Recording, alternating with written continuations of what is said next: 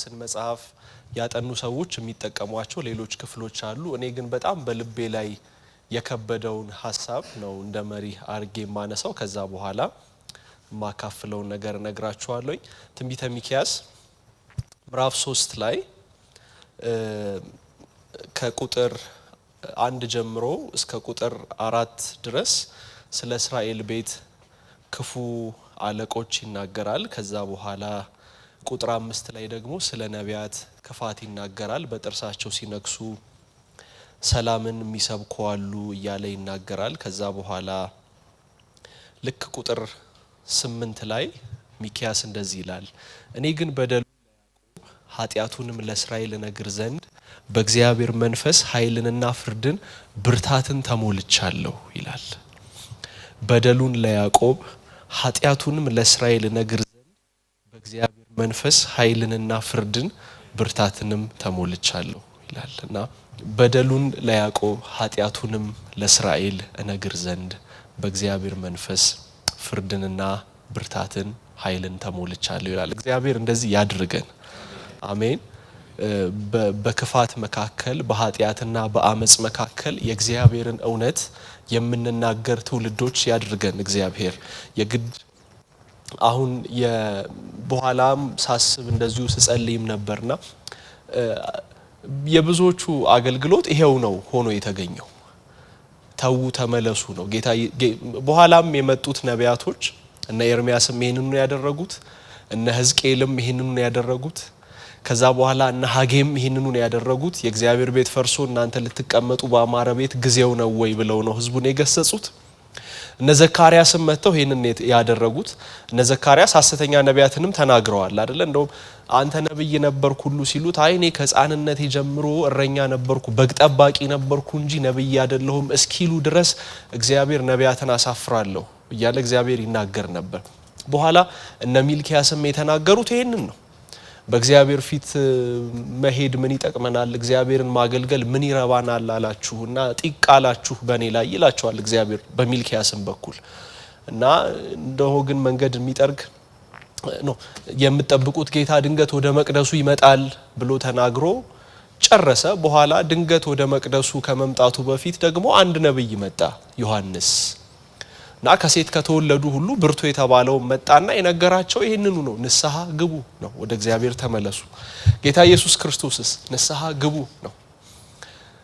ሐዋርያት ሥራ ላይ የኃጢአትን ስርየት በእኔም በማመን በተቀደሱት መካከል ርስትን ያገኙ ዘንድ ከጨለማ ወደ ብርሃን ከሰይጣንም ስልጣን እግዚአብሔርን ወደ ማወቅ ዘወር እንዲሉ ዓይናቸውን እንድትከፍት አሁን ከምልክህ ከአሕዛብ ደግሞ አድንሃለሁ አለው ጳውሎስ።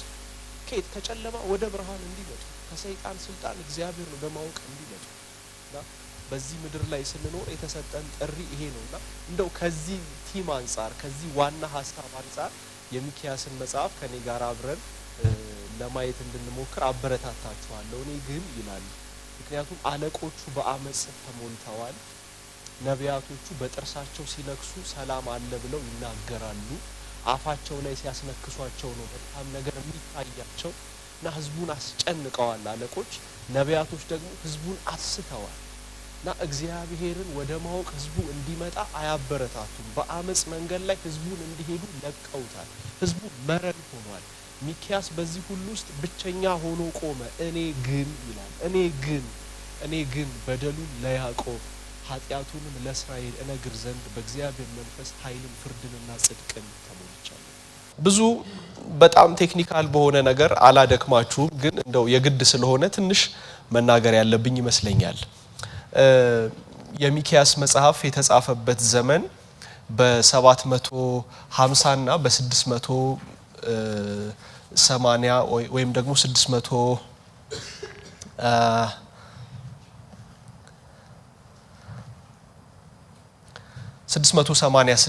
መካከል ነው የተጻፈው እና ትንሽ ረዘም ያለ ጊዜ ነው የሚገመተው። በዛ መሃል እንግዲህ የሆነ ሬንጅ ላይ ተጽፏል። እርግጠኛ ሆኖ መገመት ስላልቻሉ ይመስለኛል ጸሐፊዎቹ ይሄንን ያስቀመጡት እና ሚኪያስም ራሱ ይናገራል። በይሁዳ ነገስታት በኢዮአታምና በአካዝ በሕዝቅያስም ዘመን ወደ ሞሬታዊው ሚኪያስ የመጣው የእግዚአብሔር ቃል ይህ ነው ይላል እና ሚኪያስ በእነዚህ ዘመን ራሱ ትንቢት መናገሩ በጣም በሚያስደንቅ ሁኔታ ሌሎች የመጽሐፍ ቅዱስ ክፍሎች ላይም አሉ። በጣም የገረመኝ ሳጠና አንዱ ትንቢተ ኤርሚያስ ምዕራፍ 26 ላይ ያነበብኩት ነው። ትንቢተ ኤርሚያስ ምዕራፍ 26 ላይ ኤርሚያስን እግዚአብሔር ይልከዋል ወደ ኢየሩሳሌም እና እንደምታውቁት እና ኤርሚያስን ወደ ኢየሩሳሌም ይልከዋል እግዚአብሔር። ኢየሩሳሌም በጣም በአመጽ የተሞላችበት ዘመን ነው። ይሁዳ በጣም በኃጢያቷ ተሞልታለች። ህዝቡ ሁሉ ከእግዚአብሔር መንገድ ውጪ እየሄደ ነው። ነገር ግን በመቅደሱ ከእግዚአብሔር ጋር በመሆናቸው እግዚአብሔርን የሚያመልኩ ስለሚመስላቸው አላወቁምና አልተመለሱም። ሌሎቹ ነቢያቶች ሰላም ነው ይሏቸዋል፣ ደግ ነው ይሏቸዋል፣ በእግዚአብሔር መንገድ እየሄዳችሁ ነው አይዟችሁ ይሏቸዋል። እነ ኤርሚያስ የሚናገሩትን ትንቢትም አይሰሙም እና የነ ኤርሚያስን ትንቢት ራሱ አንዳንዶቹ ውሸት ነው እያሉ ይናገራሉ። ለምሳሌ ጳስኮር እንደዚህ አድርገዋል፣ ሌሎቹም እንደዚህ አድርገዋል። እና እነ ኤርሚያስ የእንጨት ቀንበር ሲሸከሙ እየሰበሩ አይ እግዚአብሔር የባቢሎንን ቀንበር እሰብራለሁ ይላል እያሉ ይናገሩ ነበርና እግዚአብሔር ኤርሚያስን ሂድ አለው፣ ተነሳና በኢየሩሳሌም በር ቁም አለው። በነገራችን ላይ አመፀኞቹ እንዳለ ያሉት ኢየሩሳሌም ነው። አመፀኞቹ ከእግዚአብሔር መንገድ ውጪ የሚሄዱት እንዳለ የተሰበሰቡት ኢየሩሳሌም። ከእግዚአብሔር ጎዳና ውጪ ያለ አመፀኛ ማለት ነው፣ ጣዖት አምልኮን የሚያራምድ እግዚአብሔርን የማይወድ በህዝቡ መካከል አመጽንና ክፋትን የሚዘራ ህዝብ በጊዜው በዘመኑ የነበረው በኢየሩሳሌም ደጅ ነው፣ በመቅደሱ ውስጥና ከመቅደሱ ውጪ። እና ምንድነው የምታደርገው ሲለው እግዚአብሔርን ኤርሚያስ የሰራዊት ጌታ እግዚአብሔር እንደዚህ ይላል በላቸው፣ ኢየሩሳሌምን እንደ ሴሎ አደርጋታለሁ። ምን ማለት ነው? ትዝ ይላችኋል እግዚአብሔር ታቦት በሴሎ ከተቀመጠ በኋላ በኤሊ ልጆች አመጽ አይደል እግዚአብሔር ታቦት ከሴሎ የተነሳው። ሴሎ እኮ ተረሳ፣ ከዛ በኋላ ተረሳ። በቃ ማንም ሴሎ ትዝ አይለውም። እና እግዚአብሔር እንደ ሴሎ አደርጋታለሁ ኢየሩሳሌምን፣ በአመጽና በርኩሰታቸው እኔን አስቆጥተውኛል፣ አፈርሳታለሁ ኢየሩሳሌምን ሲል መጡና እንገላለን አሉት። ማን ስለሆንክ ነው እንደዚህ አይነት ትንቢት የምትናገረው?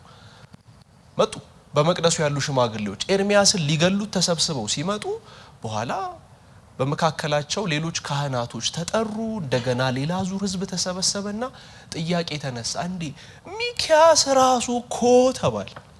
ሚኪያስ ራሱ እኮ በይሁዳ ንጉስ በአካዝ ዘመን ኢየሩሳሌም ሰማርያ ትጠፋለች ብሎ ትንቢት አልተናገረም?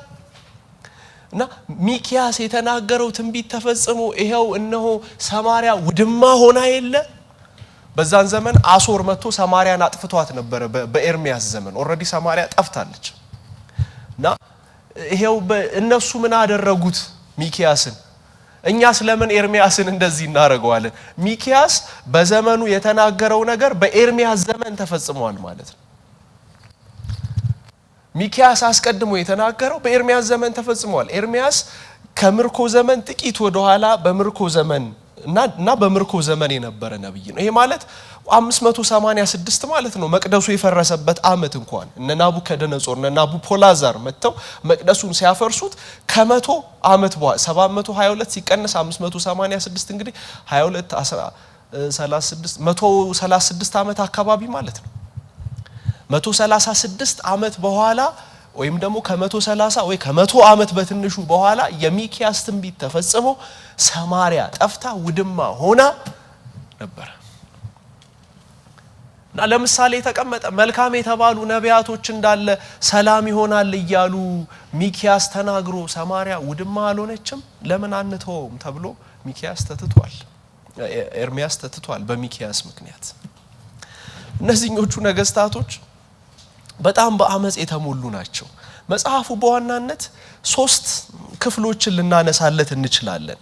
ሶስቱም ግን ከጥፋትና ከአመጽ ጋር የተያያዙ ናቸው። ከነሱ ጥፋት ጋር የመጀመሪያው ምዕራፍ 1 ቁጥር 2 እስከ ምዕራፍ 2 ቁጥር 13 ድረስ ያለው ነው። ቅጣት አለው። በአመጻቸው ምክንያት የሚመጣው ቅጣት አለ። ከዛ በኋላ ግን ምዕራፍ 2 ቁጥር 12 ላይ ድንገት የተስፋ ብልጭታን ያመጣል። በጣም የነቢያት መጽሐፍ በሙሉ ማለት ይቻላል እንደዛ ነው። የሆነ ጨለማ ቅጣት ወዮላችሁ የሚል ዝርዝር ይኖረውና የሆነ ሰዓት ላይ ደግሞ የተስፋ ብልጭታ ይመጣል። እኔ ደግሞ እደርስላችኋለሁ፣ እኔ ደግሞ አድናችኋለሁ፣ እኔ ደግሞ አለሁ የሚል የሆነ ብልጭታ ይመጣል። ምዕራፍ 3 ከቁጥር 1 እስከ ምዕራፍ 5 ቁጥር 15ም ልክ እንደዚሁ የኢየሩሳሌምን ጥፋት ይናገርና ከዛ በኋላ ግን ተስፋ ደግሞ ይናገራል። በአለቆቹ ያለውን ርኩሰት ይናገራል፣ የነቢያቱን ይናገራል። ግን ደግሞ ዘመን አለ ይላል። ኢየሩሳሌምን አጠፋታለሁ ይልና ኢየሩሳሌም ጠፍታ ታዲያ እንደው የእግዚአብሔር ተስፋ ተተወ ተቆረጠ? ከአብርሃም ጋር የተገባው ኪዳን የዳዊትስ ኪዳን ዘላለማዊ ኪዳን አይደል? እግዚአብሔር ቃል ኪዳኑን ሊጥል ነው? ምን ሊያደርግ ነው እግዚአብሔር? በእኛ አመጽ ምክንያት የእግዚአብሔር የማይቋረጥ ቃል ኪዳን ሊበጠስ ነው? አይ አይደለም። በመጨረሻው ዘመን የእግዚአብሔር ቤት ተራራ በኮረብቶች ራስ ላይ ከፍ ይላል ይላል። አህዛብም ሁሉ ወደሱ ይመጣሉ። በነገራችን ላይ በኋላ ይሄንን ክፍል ስናየው ትንሽ እንዳስሰዋለን። የሚያስገርም ነገር አለው። ያጠፉ አህዛቦችን ነው ወደሱ ይመጣሉ የሚለው። የእግዚአብሔርን ቤት ኢየሩሳሌምን ውድማ ያደረጉ አህዛቦች ይመጣሉ። ከዛ በኋላ የሚመጡት ግን ኢየሩሳሌም ልትበቀላቸው አይደለም፣ ኢየሩሳሌም ልታጠፋቸው ሳይሆን እነሱ ራሳቸው ኑ እንሂድ ወደ እግዚአብሔር ተራራ ወደ ያዕቆብ አምላክ ቤት እንውጣ፣ እርሱ መንገዱን ያስተምረናል፣ በፍለጋውም እንሄዳለን ይላሉ ይላል። የተስፋ ብልጭታ።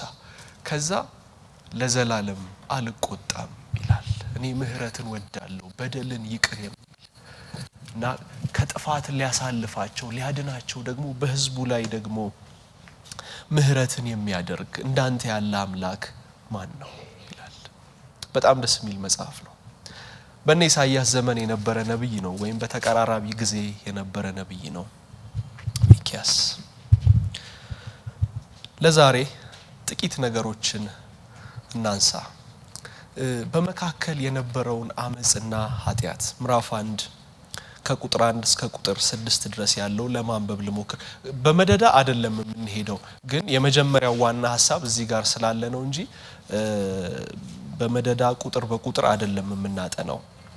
በይሁዳ ነገስታት በኢዮአታምና በአካዝ በሕዝቅያስ ዘመን ወደ ሞሬታዊው ወደ ሚክያስ የመጣው ስለ ሰማርያና ስለ ኢየሩሳሌም ያየው የእግዚአብሔር ቃል ይህ ነው። እዚህ ጋር በጣም የሚገርመኝ ነገር አለ። እስራኤል እኮ ለሁለት ተከፍላለች እንደምታውቁት፣ ሰማርያ እና ኢየሩሳሌም ተብላ ተከፍላለች። እና ነቢያቶቹ ግን ለአንዱ ነጥሎ ትንቢት የሚናገር ነብይ አታገኙ፣ ለሁለቱም ነው የሚናገሩት። ለምሳሌ ኤርሚያስን አንሱ። ኤርሚያስ ምንድነው የሚለው?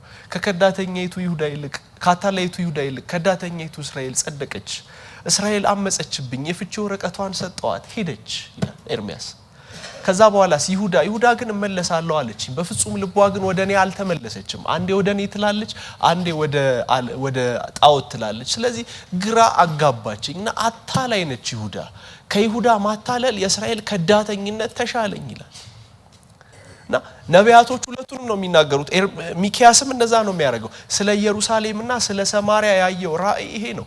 በእነሱ በሰዎቹ በነ ሮብዓምና በነ ኢዮራም በነ ኢዮርብዓምና በነ ሮብዓም አመጽ እስራኤል ለሁለት ብትከፈልም እግዚአብሔር ግን እንደ አንድ ኪንግደም ነው የሚያያት። የእግዚአብሔር ልጅ እንደሚመጣበት እንደ አንድ ኪንግደም። ይሄ ደግሞ በነቢያቱ ብቻ ሳይሆን ከነቢያት ሁሉ ዋና የሆነው ነብይ እንደ አንድ መንግስት እንዳያት የምታውቁት ሰማርያ ሲሄድ ነው። ሰማርያ ሲሄድ ስትጠይቀው እንዴ እናንተ ስግደት በዛ ነው ያለው ትላላችሁ? አይ አላት ጌታ ኢየሱስ ክርስቶስ። በሰማርያም አባቶችሽ በሰገዱበትም በኢየሩሳሌምም ስግደት አስፈላጊ የማይሆንበት ዘመን ይመጣል። እግዚአብሔርን የሚያመልኩት በእውነትና በመንፈስ ያመልኩታል አላት። ጂኦግራፊክ ሎኬሽን ምንም ለውጥ የማያመጣበትን ዘመን አመጣለሁ አላት። እና በሲካር በጣም ልቤን ይነካኛል። ዮሐንስ ወንጌል ምዕራፍ 4 ላይ ሲካር በምትባል መንደር በሰማርያ ሊያልፍ ግድ አለው ይላል። ሲካር በምትባል መንደር በሰማርያ ሊያልፍ ግድ አለው። አይሁድ ከሳምራውያን ጋር አይተባበሩም፣ እንደርኩስ ይቆጥሯቸዋል። ለጌታ ግን ለውጥ የለው። በኢየሩሳሌምም ማሸንክታቡን አስረዝሞ እግዚአብሔርን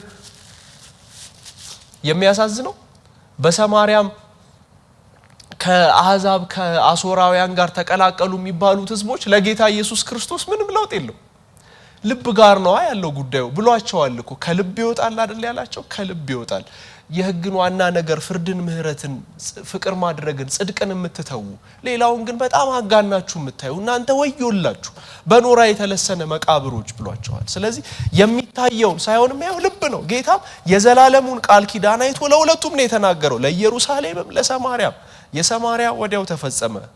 ቅድም ትንቢተ ኤርምያስ ምዕራፍ 26 እንዳነሳውላችሁ የኢየሩሳሌምን በኋላ ተፈጽሟል። እናንተ አሕዛብ ሁሉ ስሙ፣ ምድርም ሁሉም ታድምጥ። ጌታ እግዚአብሔር እርሱ በቅዱስ መቅደሱ የሆነ ጌታ ይመስክርባችሁ። እነሆ እግዚአብሔር ከስፍራው ይወጣል፣ ወርዶም በምድር ከፍታዎች ላይ ይረግጣል። ተራሮችም በእሳት ፊት እንዳለ ሰም፣ በገደልም ወርዶ እንደሚፈስ ውሃ በበታቹ ይቀልጣሉ፣ ሸለቆችም ይሰነጠቃሉ። ይህ ሁሉ ስለ ያዕቆብ በደልና ስለ እስራኤል ኃጢአት ነው ይላል። በጣም አንዳንድ ሰዎች እግዚአብሔርን ሲያወርዱት በአስደናቂ ሁኔታ እግዚአብሔርን ከዙፋኑ ያነቃንቃሉ። ለምሳሌ እንደ አብርሃም አይነት ልጅህን ሰዋልኝ፣ እሺ። የተለያዩ ናሬቲቭስ አሉ፣ ግን ዞሮ ዞሮ አብርሃም ልጁን ለመሰዋት ቆርጦ ተነስቷል። እነ ሶረን ኪርኬጋርድ የሚያስቀምጡት የእምነት ደረጃ አለ፣ የአይሁድ ደግሞ ስኮላርስ የሚሉት አለ። ግን በቃ አብርሃም ሊሰዋ ሄደ። ሊሰዋ ሲሄድ ቢላውን አነሳ፣ የ3 ቀን መንገድ ተጉዞ የሞሪያ ምድር አሻግሮ ተመለከተ።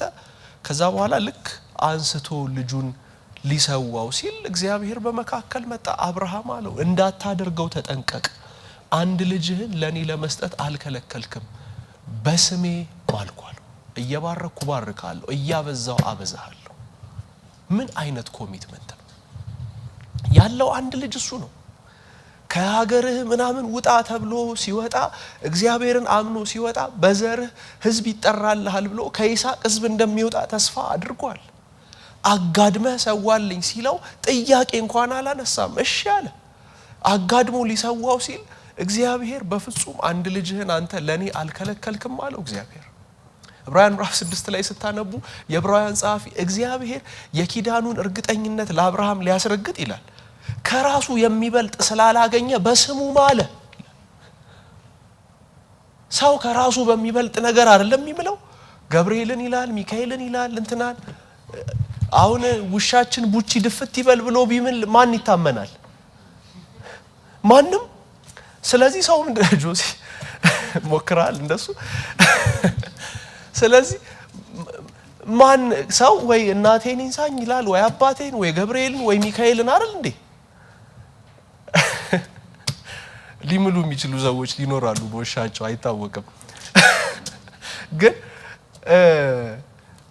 ከራሱ በሚበልጥ አይደለም የሚምለው። እግዚአብሔር ከራሱ የሚበልጥ አላገኘም። አይምል በኪሩቤል አይምል በሱራፌል በማን ይማል? በስሜ ማልኳል። አነቃነቀ እግዚአብሔርን ከዙፋን። አንዳንድ ሰዎች እንደዛ ናቸው። አመጽ በሞላበት ምድር ለምሳሌ ነህምያን ማንሳት እንችላለን። በኢየሩሳሌም እኮ በጣም ብዙ አምልኮና ስግደት ይደረጋል። በጣም ብዙ መስዋዕት ይቀርባል። የመጀመሪያ ዙር ከምርኮ የተመለሱ ሰዎች አሉ እኮ በዘሩባቤልና በኢያሱ ሰዎች ተመልሰዋል። የመጀመሪያ ዙር ቀጥሎ መለስተኛና አነስተኛ የሆነ ተመልሰዋል ከእዝራ ጋር። ነህምያ ጠየቀ፣ እንዴት ነው ግን የተረፈው ወገን ብሎ ሲጠይቅ፣ አረ ቅጥሮቿም እኮ ፈራርሰዋል የኢየሩሳሌም ቅጥሮች አሉት።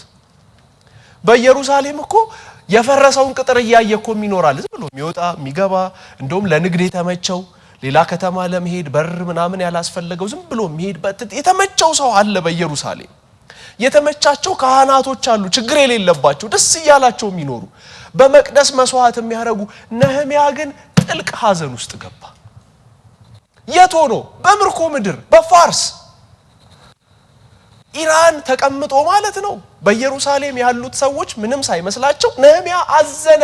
ያውም ንጉሱ እስከሚያውቅ ድረስ የልብ ሐዘን ነው አለው ንጉሱ። ከዛስ በድፍን ዓለም የእግዚአብሔር ከተማ ተብላ የተጠራችው ኢየሩሳሌም ውስጥ ያሉ ሺህ ካህናቶች ምናልባትም ነቢያት ምናልባትም ነገስታት እያሉ ጸሎት ተጸለየ። የእግዚአብሔር ጆሮ የሰማው ጸሎት ግን ያለው በፋርስ ምድር ነው። አንዳንድ ሰዎች አሉ በቃ እግዚአብሔር እንደዚህ የሚያነቃንቁ በቅድስና የሚጠሩ በእምነት የሚጠሩ በመሰጠት የሚጠሩ የነፍሳቸው ጩኸት የእግዚአብሔር ማደሪያ ላይ የሚገባ የዚህ ዘመን ሰዎች ግን እንደዛ አይደለም። የኃጢአታቸው ብዛት የእግዚአብሔር ማደሪያ ላይ ገባና እግዚአብሔር ተነሳ። በከፍታዎች ላይ ይረግጣል። ተራሮች በእሳት ፊት እንዳለሰ በገደልም ወርዶ እንደሚፈስ ውሃ በበታቹ ይቀልጣሉ፣ ሸለቆችም ይሰነጠቃሉ። ይህ ሁሉ ስለ ያዕቆብ በደልና ስለ እስራኤል ኃጢአት ነው። አንተን ለመርዳት በሰማያት ላይ በግርማውም በደመናት ላይ እንደሚሄድ እንደ እግዚአብሔር ያለ ማንም የለም የሚለውን አታስታውሱ? የዘላለም ክንዶች ካንተ በታች ናቸው፣ ጠላቶች ይገዙልሃል፣ አንተም ከፍታቸውን ትረግጣለህ። እሱ የከፍተኛነት ሰይፍ የረድኤትህ ጋሻ ነው የተባለ እግዚአብሔር ማለት ነው።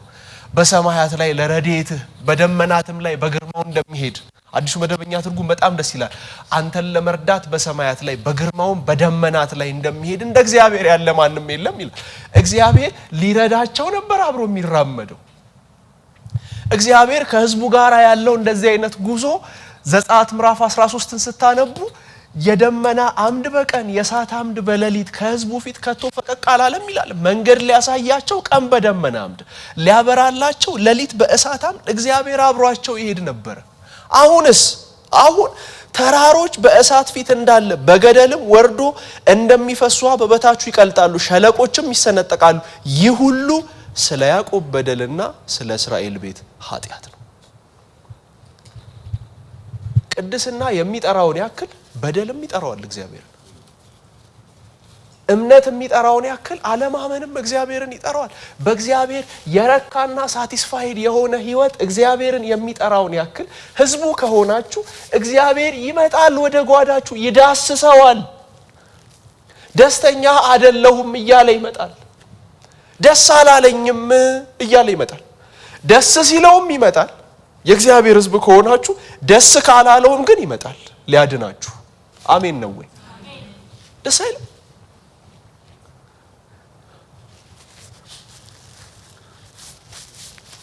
መተላለፍን ስለ እኔ ስል ምደመስስ እኮ እኔ ነኝ ይላል። ንገረኝ ይላል ትንቢተ ኢሳይያስ ምዕራፍ 40 ምናምን ጠፋብኝ፣ አሁን ነው ወደ ልቤ የመጣው።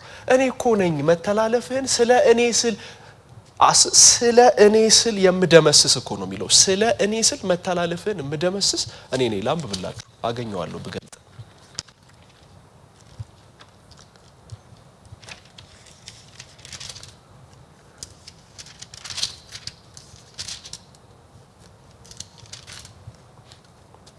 ኢሳይያስ ምዕራፍ 43 ቁጥር 25 መተላለፍህን ስለ እኔ ስል የምደመስስ እኔ ነኝ፣ ኃጢአትህንም አላስብም። አሳስበኝ፣ በአንድነትም ሆነን እንፋረድ፣ እንድትጸድቅ ነገርህን ተናገር።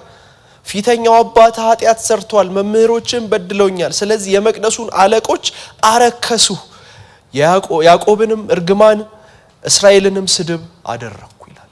በደሉኝ፣ አረከስኳቸው፣ ያዕቆብን እርግማን እስራኤልን ስድብ አደረኩኝ። ግን ለምን ዝም ብለህ ትቀመጣለህ? ለምን ትርቀኛለህ? ና እንዋቀስ፣ እንነጋገርና መተላለፍህን እደመስሳለሁ። ስለማ እስቲ ስለኔ በሉ። አይገርምም? ስለ ራሱ ሲል፣ ስለ ኪዳኑ ሲል። የእግዚአብሔር የዘላለም ኪዳን ነው። አባቶችን ወዷልና ከነሱም በኋላ ዘራቸውን መረጥ አይለውም እግዚአብሔር ለሙሴ? እንደዛ እኮ ብሎታል። ጌታ ኢየሱስ ክርስቶስን አስቦ እኮ ይቅር የሚለን እሱ ነው። ስለዚህ እግዚአብሔር ወደኛ ሲመጣ እሺ ብሎ መምጣት ነው። በደሉ ምንድነው ይላል። ይሄንን ተናግሬ ጨርሳለሁ። ሰማርያ አይደለችምን? የይሁዳስ የኮረብታው መስገጃ ምንድነው? ኢየሩሳሌም አይደለችምን? ስለዚህ ሰማርያን በሜዳ እንደሚገኝ የድንጋይ ክምር ወይን እንደሚተከልበትም ስፍራ አደርጋታለሁ። ድንጋዮቿንም ወደ ሸለቆ እወረውራለሁ፣ መሰረቶቿንም እገልጣለሁ። የተቀረጹትም ምስሎቿ ይደቃሉ። በግልሙትና ያገኘችው ዋጋ ሁሉ በእሳት ይቃጠላል። ጣዖቷንም አጠፋለሁ። በግልሙትና ሰበሰበቻቸው፣ ወደ ግልሙትና ዋጋ ይመለሳሉና። ስለዚህ ዋይ ብላ ታለቅሳለች፣ ባዶ እግሯንና ራቁቷን ሆና ትሄዳለች። እንደ ቀበሮ ታለቅሳለች፣ እንደ ሰጎን ዋይ ትላለች። ቁስሏ የማይፈወስ ነውና እስከ ይሁዳም ደርሷልና ወደ ሕዝቤም በር ወደ ኢየሩሳሌም ቀርቧልና ይላል። ይሄ ትንሽ ከታሪኩ ጋራ አርጌ ባነሳው በጣም ደስ ይለኛል። ወዮልሽ ሰማርያ ይላል። ወዮልሽ ሰማርያ አጠፋሻለሁ፣ ውድማ አደርግሻለሁ። የተቀረጹት ምስሎቿ ይደቃሉ፣ በግልሙትና ያገኛችው ዋጋ ሁሉ በእሳት ይቃጠላል። ትንሽ እንደው ሰማርያ ይሁዳ ስል እንደው ግራም ያጋባ ሆኖ እንዳይቀጥል ትንሽ ነገር ልናገር። እስራኤል እስከ ንጉሱ ሰለሞን ድረስ አንድ ሀገር ነበረች። ከንጉሱ ሰለሞን በኋላ ግን በሰለሞን ኃጢያት ምክንያት የሰለሞን ልጅ ሮብዓም ነገሰ። ከዛ በኋላ በሱ ኃጢያት ምክንያት እስራኤል ለሁለት ትከፈላለች ተብሎ እንደተነገረው ኢዮርብዓም መጣና 10 ነገስታቶች ይዞ ሄደ። እና አኪያም ትንቢት ነግረውታል። 10 ነገስታቶችን ይዞ 10 ነገዶችን ይዞ ሄደ። ለእስራኤል ለይሁዳ ቤት ለዳዊት ሲል እግዚአብሔር 2 ነገድ አስቀረለት በኢየሩሳሌም፣ የይሁዳ ነገድና የብንያም ነገድ። በቃ ይሁዳ ስንል የብንያምና የይሁዳ ነገድን ነው የምናስበው። የቀረው 10 ነገድ ጋድ፣ አሴር፣ ንፍታሌም፣ ሌዊ፣ ስምዖን፣ ሮቤል፣ ዛብሎን፣ ይሳኮር እና እንዳለ ያሉት እላይ ነው 10 ነገዶች። የዮሴፍ ልጆች 2 ሆነው ማለት ነው፣ ምናሴና ኤፍሬምንም ጨምሮ። ስለዚህ 10 በአመጽ ተይዘዋል። ከዛ በኋላ የነገሰው ንጉስ ኢዮርብዓም ምን አደረገ? ለሌሎቹ የሰሜን እስራኤል ወይም ደግሞ የሰማሪያ ዋና ከተማዋ የሰሜን እስራኤል ሰማሪያ ሆነ፣ የደቡብ እስራኤል ዋና ከተማዋ ኢየሩሳሌም ሆነ። ስለዚህ ሰማሪያ ወይም ኤፍሬም ወይም እስራኤል፣ እዚህ ደግሞ ይሁዳ ወይም ኢየሩሳሌም ሆነ፣ ወይም ደቡብ የሆነው ክፍል ማለት ነው። ስለዚህ እዚህ ያለው ህዝብ ቢያንስ በአመት 3 ጊዜ ይመጣል ወደ ኢየሩሳሌም። ትልልቅ አመታዊ የአይሁዳውያን አምልኮች አሉ። አንደኛው ፋሲካ ነው፣ አንደኛው የዳስ በዓል ነው፣ አንደኛው በዓለ ሃምሳ ነው። በእነዚህ በዓላት ወደ ኢየሩሳሌም መጥተው እግዚአብሔርን ያመልካሉ። ኢዮርብዓም የተባለው ንጉስ ግን ወደዛ እንዳይሄዱ በሰሜን እስራኤል በዚሁ ማምለክ ትችላላችሁ ብሎ የማምለኪያ አጸዶችን በኮረብቶች ላይ ሰራ። በቃ እዚሁ አምልኩ፣ ምን ያስፈልጋል አለ።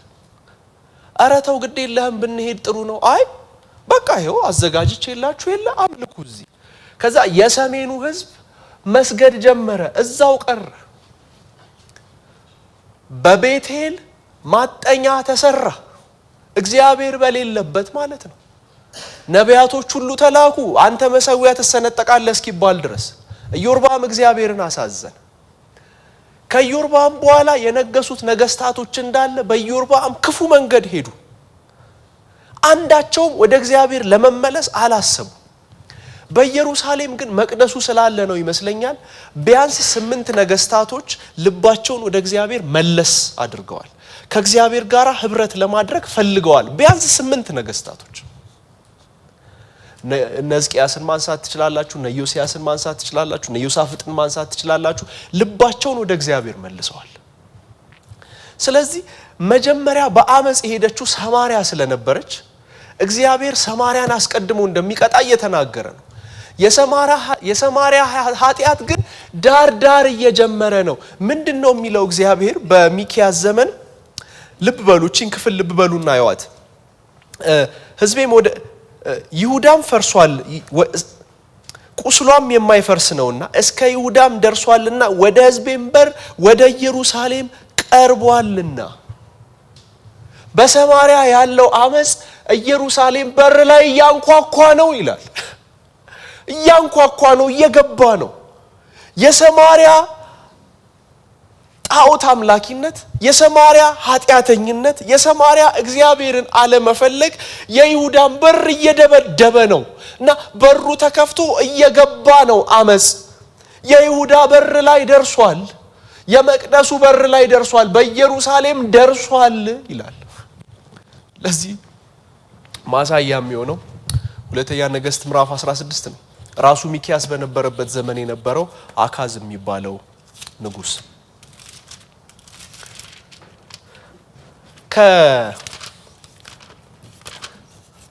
ሁለተኛ ነገሥት ምዕራፍ 16 ከቁጥር 10 ጀምሮ ያለችዋን ነው ትንሽ የምናየው።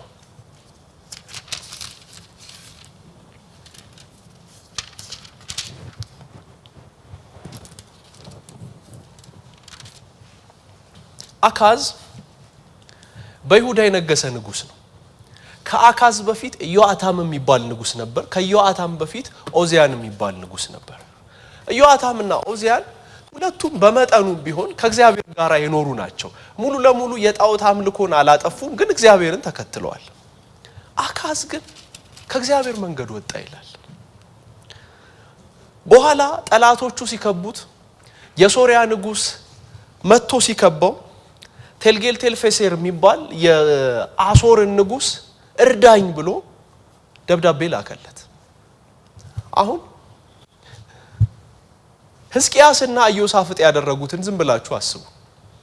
ሕዝቅያስን ማን መጣበት?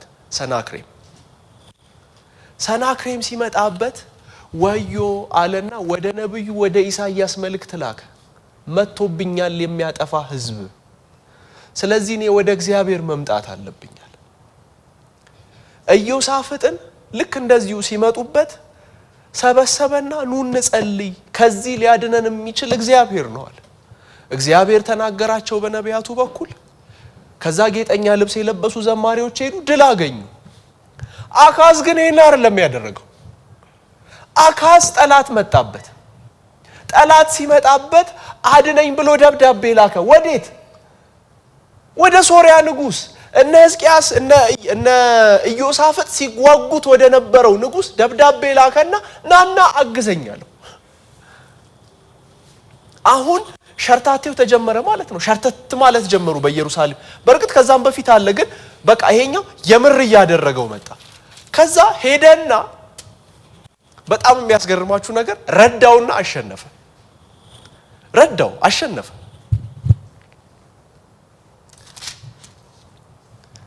አካዝም እኔ ባሪያህና ልጅህ ነኝ፣ መተት ከተነሱብን ከሶሪያ ንጉስና ከእስራኤል አድነኝ ብሎ ወደ አሶር ንጉስ ወደ ቴልጌልቴልፌሶር መልእክተኞችን ላከ። አካዝም በእግዚአብሔር ቤትና በንጉሱ ቤት መዛግብት የተገኘውን ብርና ወርቅ ወስዶ ወደ አሶር ንጉስ ገጸ በረከት አድርጎ ሰደደው። የአሶርም ንጉስ ሰማው። የአሶርም ንጉስ በደማስቆ ላይ ወጣባት፣ ወሰዳትም፣ ህዝቧንም ወደ ቂር አፈለሳቸው፣ ረአሶንንም ገደለ ይላል። ተነስቶበት የነበረው ረአሶን ነው፣ የደማስቆ የሶሪያ ሰው። ከዛ በኋላ አሶርን ጠየቀ፣ ቴልጌልቴልፌሶር ረዳው። ከዛ በኋላ ደማስቆን አጠፋና ይሁዳን አዳነ። ግን ለጊዜው ማለት ነው። ያዳነ ይመስላል እንጂ አልዳነችም ይሁዳ። ምን ይዞ ሄዶ? ገጸ በረከት ለአሶር ንጉስ ይዞ ሄዶ። በኋላ ነው ዳፋው የሚመጣው። አንዴ ከዳናችሁ በኋላ ደግሞ እዛ ሄዳችሁ ማግኘት የሌለባችሁን ጥቅም ካገኛችሁ በኋላ የሚከተል ነገር አለው። ከእግዚአብሔር ውጪ የሚመጣ እርዳታ አለው፣ ጦስ አለው፣ ዳፋ አለው። ምን ሆነ? የአሶር ንጉስ ከዛ ቀጥሎ ያደረገው ነገር ወይም አካዝ ያደረገው ነገር ባጭሩ ልንገራችሁ፣ ረጅም ስለሆነ ሙሉን አላነብም። ባጭሩ ግን ኦሪያ የሚባለውን ካህን ጠራና መሰዊያ አሰራው። ምን አይነት መሰዊያ? አሶር እንደሚሰሩት ያለ መሰዊያ፣ እነሱ ለጣዖታቸው የሚሰሩበትን አይነት መሰዊያ አመጣና በኢየሩሳሌም አስቀመጠ። ይሄ ብቻ መሰላችሁ? በኢየሩሳሌም ዙሪያ ካሉት ነገሮች ውድ ከሆኑ በመቅደሱ ዙሪያ ካሉት ነገሮች ወሰደና ለአሶር ንጉስ ገጸ በረከት አድርጎ ሰጠው። ከዛስ አሶር የሚሰዋውን አይነት መስዋዕት አምጥቶ በኢየሩሳሌም መሰዋት ጀመረ። ይሄንን ነው ሚኪያስ እየተናገረ ያለው የሚመስለኝ። በደጃችሁ ቆሟል፣ እያንኳኳ ነው። የትኛው? በሰማሪያ ያየሁት ነገር በእናንተ መካከል ጀምሯል እያላቸው ነው እግዚአብሔር። በቃ ጀመረ። ከዚህ በኋላ እነ ምናሴ መጡ። በመካከላቸው ጥቂት ጋፕ አለ፣ ግን ምናሴ መጣ። ምናሴ እንደምታውቁት ቻይልድ ሳክሪፋይስ ያደርግ ነበር። ሞራ ገላጭ ሆነ ይላል። ሟርተኛ ሆነ። ልጆቹን በእሳት ውስጥ አሳለፈ። እግዚአብሔር ተጸየፈው። በምናሴ ኃጢአት ምክንያት ኢየሩሳሌምን አጠፋለሁ አለ እግዚአብሔር። አልመለስም አለ። በምናሴና በመጨረሻው ንጉስ በዮአኪን መካከል አንድ ንጉስ ነው ያለው። እሱም ዝም ብሎ ለሆነች ጊዜ የገባ። የምናሴ ኃጢአት ግን በቃ የመጨረሻ መደምደሚያ ሆነ። ይህንን ነው እግዚአብሔር በሚክያስ በኩል የሚላቸው፣ ወዮልሽ ሰማርያ፣ አንቺም ደግሞ ወዮልሽ ብቻ ሳይሆን ኃጢአትሽም በኢየሩሳሌም የይሁዳን በር እያንኳኳ ነው፣ በእናንተ የጀመረው አመጽ እዛም ገብቷል ይላቸዋል። ታዲያኛ ምንድነው ከዚህ የምንረዳው ነው ጥያቄው። ቅዱሳን የመጀመሪያው ነገር በእግዚአብሔር እንደመወደድ ያለ ደስ የሚል ነገር ያለ አይመስለኝም። ምክንያቱም የሉም እንደ ሌሎች ህዝቦች፣ በፋርስ ምድር የሉም ህዝቦች፣ በግብጽ ህዝብ የለም ጣዖት የሚያመልክ፣ በከነዓን ምድር ብቻ ያሉት እነዚህ አይሁዳውያን ብቻ ናቸው? የለም ሌላ ህዝብ? አማሌቃውያን የሉም? ፍልስጤማውያን የሉም? ጣዖት እያመለኩ አይደል? ለምንድን ነው እግዚአብሔር እያስገመገመና እያስደነገጠ በእሳት ላይ እየረገጠ ተውም አይላቸው? ለምንድን ነው እግዚአብሔር በሚያስፈራ ግርማ እየሄደ ማያስደነግጣቸው? የተመረጡ ህዝቦች አልነበሩማ? እነዚህ ግን የተመረጡ ህዝቦች ናቸው። ከእግዚአብሔር መንገድ ውጪ እንዳይሄዱ ክልከላ አለባቸው። ለመቀጣት ራሱ በእግዚአብሔር መመረጥ ደስ አይልም? አባት የሚወደውን ልጁን ይቀጣዋል አይደለም የሚለው? ልጄ ሆይ የጌታን ቅጣት አታቅልል፣ ተግሳጹንም ምን አትበል፣ ቸል አትበል። ለመቀጣት ራሱ ማለት ነው ወርዚ መሆን ጥሩ ነው። ቅዱሳን ለመቀጣት የተገባን መሆን ጥሩ አይመስላችሁም? መለስ ብዬ ዝም ብዬ አሁን ሳስበው አንዳንድ በህይወት ያለውን ነገር አንዳንዴ ጌታ ሆይ ይሄንን የኔ ጥፋት ነው፣ ይሄንን አንተ መንገዴ ላይ ቆመሃል፣ ይሄንን እንደዚህ ነው ምለው ነገር አለኝ እና አንዳንዱን ግን ዝም ብዬ መለስ ብዬ ሳስበው እንኳን መንገዴ ላይ ቆምክ፣ ቅጣትም ከሆነ እሰየው አበጀህ። ጌታ የሚቀጣው እኮ የታደለ ነው። እግዚአብሔር መንገዱ ላይ የሚቆምበት፣ እኔ ካልፈቀድኩልህ አትሄድም የሚለው እኮ የታደለ ነው። ልብ በሉ፣ በምድር ከፍታዎች ይረግጣል፣ ተራሮችም በእሳት ፊት እንዳለሰም በገደልም ወርዶ እንደሚፈሱ በበታቹ ይቀልጣሉ፣ ሸለቆችም ይሰነጠቃሉ ይላል። ይሄ ግን ሁሉ የሚሆነው እንጀራ ሊሰጣቸው አይደለም፣ ምግብ ሊሰጣቸው አይደለም፣ ሊቀጣቸው ነው። ስለ እስራኤል ቤት ኃጢአት ነው። የያዕቆብ በደል ምንድነው? ሰማርያ አይደለችም? ምን እያስገመገመ እግዚአብሔር ሲመጣ ምን ልታረግ ነው ብላችሁ አየር ላይ ብትጠይቁት ማለት ነው ድድድምድም እያደረገ እያቀለጠ ኮረብቶችን እያቀለጠ ሲመጣ፣ የኮረብቶችን አለቶች እያቀለጠ በእሳቱ ሲመጣ አየር ላይ አገኝታችሁ ምን ልታረግ ነው ስትሉት አይ ህዝቤን ከሶሪያ ነፃ ላወጣ ነው ምናምን አይደለም ይላችሁ፣ ህዝቤን በአሶር ልቀጣ ነው። ለምን? ፍቅር። የማይቀጣ እኮ ብዙ አለ ቅዱሳን፣ የማይቀጣ እኮ ብዙ አለ። እግዚአብሔር የማይቀጣው ማለት ነው ተው ያላለው፣ ያልታየ፣ ያልተመረጠ። ያዕቆብን ወደድኩ ኤሳውን ጠላው እንደተባለው እንዲሁ አይደለ የእግዚአብሔር ምርጫ ወደኛ የመጣው? ትንቢተ ሚልክያስ ላይ እና አንተ በምን ወደድከን አላችሁ፣ በምን ወደድከን አላችሁ፣ እኔ ግን ነገርኳችሁ፣ ያዕቆብን ወደድኩ ኤሳውን ጠላሁ፣ ለምን ከኔ ጋር ትከራከራላችሁ? በቃ ወደድኳችሁ። እንደዚሁ ቅድም እንዳነሳሁት አባቶችን ወደዋልና ከነሱም በኋላ ዘራቸውን መረጠ እንደተባለው ማለት ነው። እግዚአብሔር ለቅጣት የተገባን ያድርገን። ተው ለመባል፣ ተመለሱ ለመባል። እግዚአብሔር ሲያስገመግም እኮ ለእርዳታ ብቻ አይደለም ማለት ነው። አንዳንድ ጊዜ አስገምግሞ ሲመጣ ለመመለስም ጭምር ነው፣ ወደ ቅፉ ለማስገባት። ትንቢተ ኤርምያስ ምዕራፍ 29 የእግዚአብሔርን ቅጣት ስለመቀበል ነው አይደለም የሚናገረው። እኔ የምሰጣችሁ ተስፋ ፍጻሜና ተስፋ እንሰጣችሁ ዘንድ የሰላም ሐሳብ እንጂ ክፋት ሐሳብ አይደለም። እየቀጣችሁ ነው ወደ ባቢሎን የምትሄዱት፣ ግን ሂዱ ተቀጡ እና ለምትኖሩባት ምድር ለሰላሟ ጸልዩ፣ ለረፍቷ ጸልዩ። 70 ዓመት ሲፈጸም አመጣችኋለሁ። እርሾችን ዝሩ፣ ወይኖችን ትከሉ፣ ፍሬ አፍሩ፣ በዛ ምድር ኑሩ። ምን ማለት ነው? ስገርፋችሁ አጎንብሳችሁ ተገረፉ ማለት ነው። አሜን ነው ወይ? አንድ መዝሙር ነበረ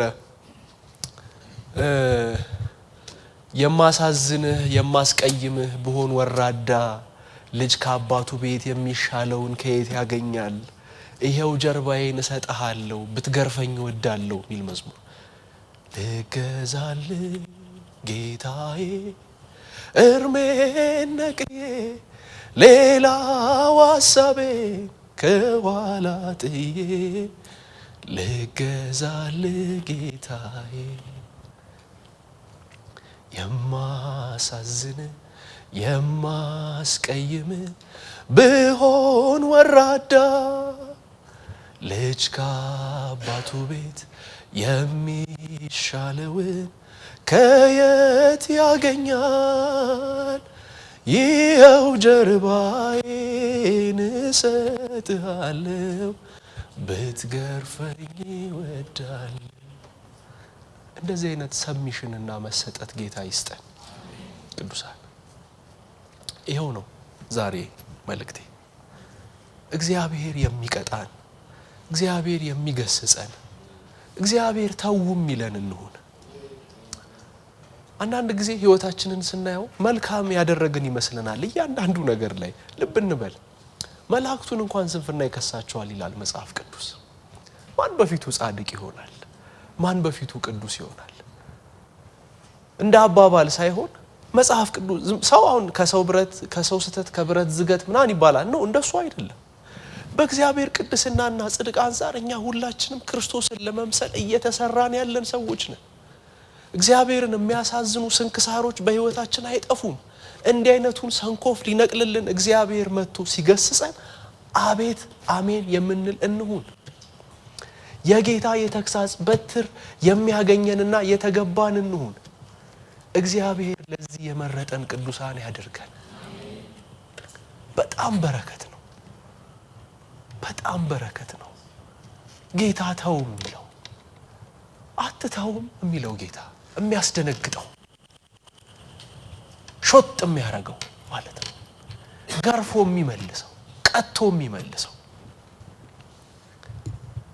ልጆች ያላችሁ ታውቃላችሁ፣ በመንገድ ላይ ብዙ ልጅ እንደ ልቡ ሲሳደብ ምን ሲያረግ ምናምን አይተን እናልፋለን።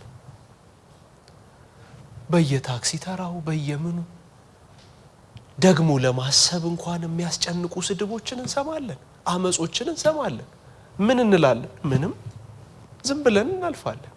ልጆቻችንስ ቢያረጉ ምን ይደረጋሉ? ይቀጣሉ። ለምን? ፍቅር አንፈቅድም። እኛ በምናስተዳድረው፣ እኛ በምንመራው፣ እኛ በምንወደው ቤተሰብ ውስጥ እንዲህ አይነቱን ነገር አንፈቅድም። አባት የሚወደውን ልጁን ይቀጣዋል። እግዚአብሔር እያስገመገመ ተራሮችን እያቀለጠ ይመጣል። ምን ሊያደርግ? ሊቀጣ። ለምን? ስለሚወድ። እግዚአብሔር ለዚህ የተገባን ያደርገን።